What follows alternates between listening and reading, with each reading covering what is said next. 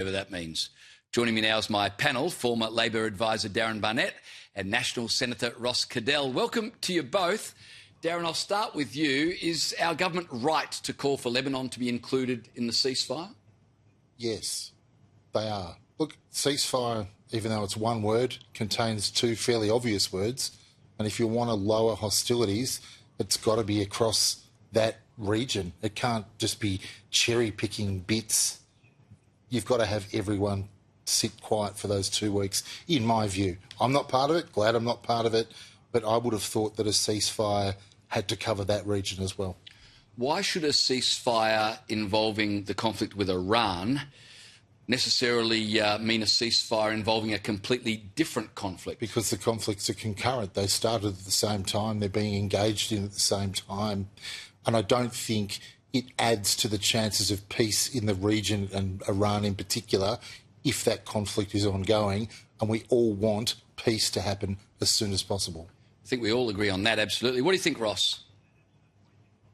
Agree with the peace thing, but I would have probably, if I was Israel, I would have volunteered to throw a ceasefire against Hezbollah into the thing and wait 30 minutes for Hezbollah to break it and beat them up again, because they've never stuck to any deal they've ever done. Yeah, they could wait their 30 minutes for a ceasefire and then go back to work, because I think that's all it would take. Fair enough. Darren, help me understand. Penny Wong calls for a ceasefire between Israel and their enemy to the north, Hezbollah, a terrorist organisation, but doesn't think to talk to Israel's ambassador in Canberra. Why would you treat an ally like that? Look, I must admit I'm slightly surprised. It was only a 12-hour period, but I would have thought you would have that conversation before you went on radio. That would be just one of the boxes that you tick, because it's a fairly obvious question that you're going to be asked. Yeah. But that said, I'm sure they've been in contact. I'm sure the Israeli government is aware of Australia's position. And I'm sure there are bits of Australia's position that they don't like. So I don't think we're not as close to the Israeli current government as we might have been in the past, and certainly that we are with the Americans or whoever else. But look, probably should have made that call, but equally I don't think substantially it makes a huge difference. And what you were talking about before with making diplomatic efforts, Australia is deliberately trying to not be a big part of this war effort. That's obvious. So part of it is our geographic isolation. Part of it is just we've got just our own patch, our own issues. Clearly fuel supply is a massive deal, but Australia doesn't, the government doesn't want to be front and centre. This is concurrent with that. I hear everything you're saying. There's one little thing I think you may have left out. Maybe Ross will pick up on it. Any other reason you think, Ross, why the Albanese government might not want to be too supportive of the USA or of Israel? I'm thinking Western Sydney. Labor left has never been a friend of Israel, ever. And so I think the Labor side that's got control is Labor left. They have been on the Palestinian side. They've always been a little bit hesitant. So I think that just not the politics of it. It goes down to the real divide between Labor left and Labor right. Is there support of Palestine or Israel? So we're going with a DNA where this side and this government has never in their student politics days through to today been a fan of Israel. So they're just going to let it go. We saw the tolerance of the anti-Semitism in Australia till it blew up and caused a political problem for them. They were happy with it all along, allowing all sorts of things to get passed until it caused a problem for them. And I think this is just part of the same thing. Australians are now being warned that even when the conflict with Iran ends, fuel prices and availability could take years to recover to the pre-conflict level, which is pretty depressing for those of us driving a diesel vehicle. The Prime Minister, speaking at a press conference earlier today, didn't seem that phased. He said we need a government that looks forward and plans ahead, and Australia that stands on its own 2 feet. 4 years into your Prime Ministership, you're now travelling to Singapore to shore up fuel supply. Is that a sign that you failed in that aspiration? No, it doesn't at all. We have the largest reserves in 15 years. The largest reserves in 15 years. We've made sure, on our watch, no refineries have shut. The two, we've made sure that they're secure going forward as well. Ross, it's kind of cold comfort when we've got the largest fuel reserves in 15 years, 39 days? Yeah, and that's the ridiculous. I saw the video from when he was opposition leader talking about the farce and how bad it was that we didn't have 90 days, but we're great now, we've got 39 days. But he's nonchalant to the cost and everything going forward, because I'm a Polly like him. You pay for my fuel. Thanks very much. Everyone out there, if I go get in my car and drive home from the office today, you pay for my fuel. So I can't think if he gets in C1 and pumps that BMW full of the good juice, whether he's got to get out his credit card and pay for it. I don't think he will. And so this is a thing that people don't understand. The people who are making decisions about what goes forward don't suffer the consequences from them. So they have to look as though they care and say stuff, but they don't actually do anything that matters. We've doubled the penalties for the ACCC. ACCC can't look at price gouging. So we've doubled penalties for stuff that has nothing to do with the problems people are facing. That's why he's not really that bothered by it. Darren, the Prime Minister spoke about the fact that the previous government, under the coalition, 4 refineries were shut down.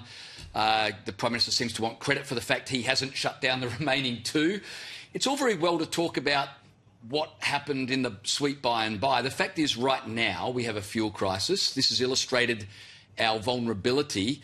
Is it good enough for Chris Bowen yesterday, Penny Wong today, to duck and weave when asked a simple question, should we drill our own oil? No, I think we need some direction and some leadership and make a call on whether that's feasible. That timeline that you described, if you go back to that 2015 Senate inquiry into fuel security, the cost at that time to upgrade refineries in Australia to be commensurate with those in Singapore was around $8 billion. Now, it's now triple that.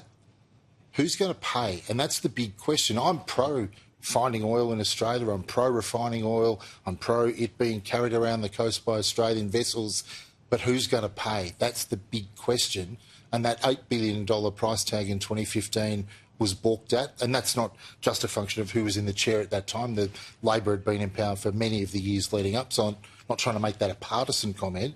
But these are big sums of money, and companies left to their own devices will say, well, we'll just go and get it from the mega refineries in Singapore, elsewhere, South Korea, because it's cheaper to refine there, it's more reliable, and you guys can sort out the transport and the shipping. So it's a complicated logistical exercise. I think but Australians will look at, depending, and particularly if it lasts for months with price spikes, Australians are going to want some leadership, and that's going to be, how do we guarantee our own energy security? How long is it going to take? And how is that going to improve our lives right now? And they're very reasonable questions to ask. Yeah, really great points. And Ross, Darren makes the substantive point that it's all very well to want fuel security, but it is going to cost billions. Is there an appetite to spend that kind of money? There needs to be. That's the bottom line. Sovereignty comes when your strength. Sun Tzu, a great book I love to read, The Art of War, says prevention of a defeat lies in oneself. And we haven't done that. We haven't made our country strong. We have opened ourselves up to defeat by being weak. We've made decisions to look good, not be good, and it's time to invest in doing this. We have offshore reserves off Western Australia, in South Australia. We have shale oil reserves.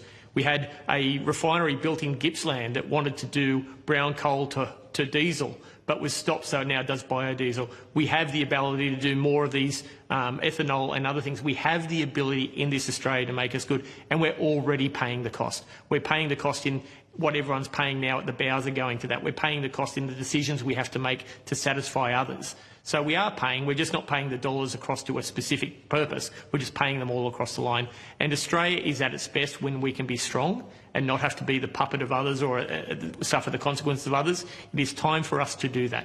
And it's not about destroying the environment or do anything. You do everything you need to be self-reliant, and then you look after everything else. Charity begins at home. Let's make Australia what it should be. All right, Matt Canavan laid out his agenda for the National Party at the Press Club yesterday, and One Nation leader Pauline Hanson wasted no time attacking it. Have a listen to what she said. These things that I've been saying for years, right from day dot. So Matt Canavan's just had this shining light shine on him. How is he going to go in the cabinet? Because with the Liberal Party, his coalition partners are going to shut him down. So how much authority is Matt Canavan going to have in making that happen? That was Senator Hanson talking to Chris Kenny last night. Ross, what did you make of that commentary? I'm just sick and tired of the Conservative side of politics having a go at one another. Our enemies are the colours. They are the teals and the greens. since they have had control of the Senate, since they're trying to get control of the upper house. They are driving Australia further down this path of ridiculous wokeness, ridiculous decisions of trying to outdo each other. And let's get on and fight the real battles. And look, I know Matt. I know he's a driven person. I worked with him on the net zero departure policy. It was him and I that wrote that got the Nats away from that.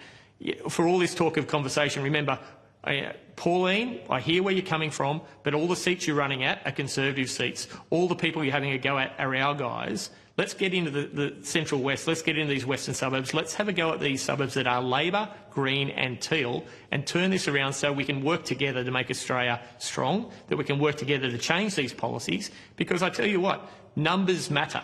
And if we have the numbers, if you know, we hold our seats if we do that. You saw it in South Australia, no matter how strong One Nation's vote was. They didn't get the numbers to change anything. They did some preferences with Labor, I couldn't believe.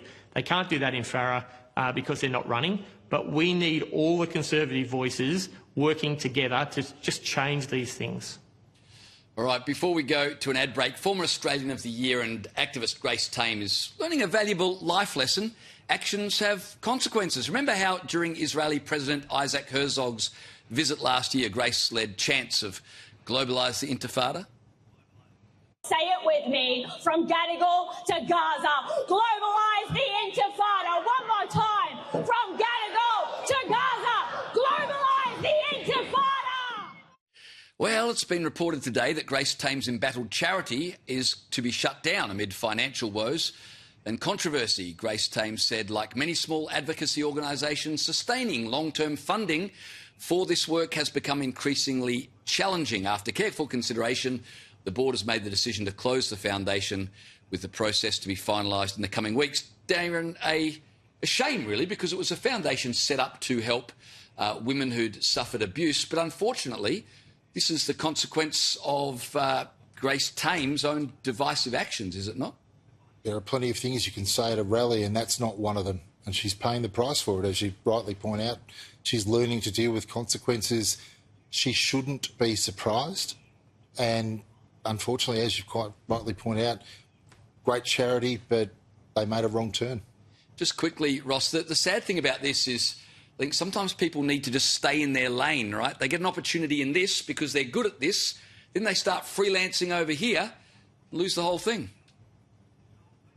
And that's exactly what it is. Victims of sexual assault need support. Victims of sexual crime. It was a foundation doing good things. It is sad to see it gone, but I got my mate socks today for people who are out there in the world. They're doing the Mates Lap, a big lap. So they're out there for construction workers and people committing suicide. So support your charities, do good things, and I'm sad to see this one go, but there's plenty of other ones.